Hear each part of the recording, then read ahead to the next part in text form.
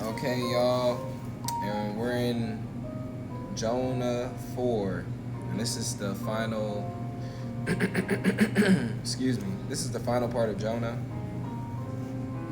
Jonah was greatly displeased and became furious. He prayed to the Lord, "Please, Lord, isn't this what I thought?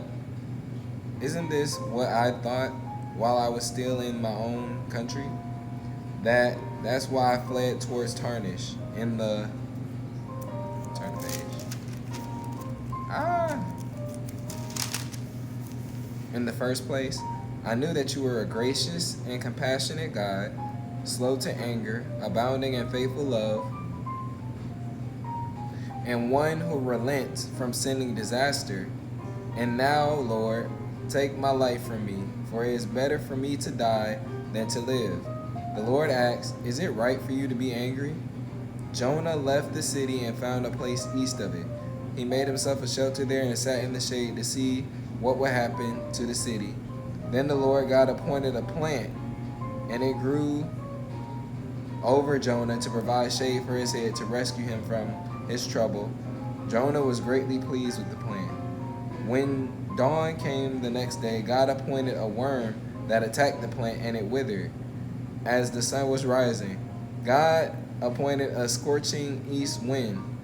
The sun beat down on Jonah's head so much that he almost fainted and wanted to die. He said, "It is better for me to die than to live."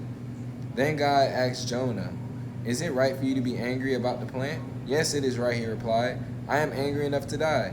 So the Lord said, "You cared about the plant which you did not labor over and did not grow. It appeared in a night and perished in a night. But may I not care about the great city of Nineveh, which has more than 120,000 people who cannot distinguish between their right and their left, as well as many animals?" That's the it. Dang. See, y'all, it's important to read to the end. Let me get the breakdown.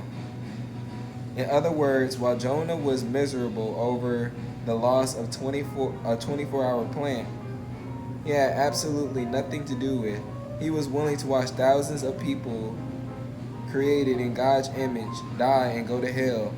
And though Jonah liked it when God cared for him and provided for him with the shade and the heat, when God wanted to care for sinners who couldn't distinguish between their right and their left, that is, young children, Jonah got bent out of shape.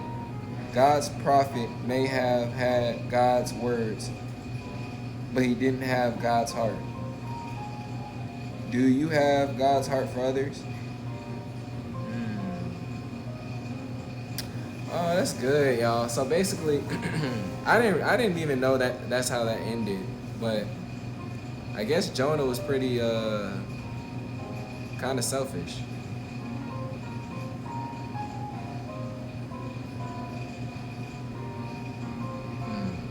Interesting.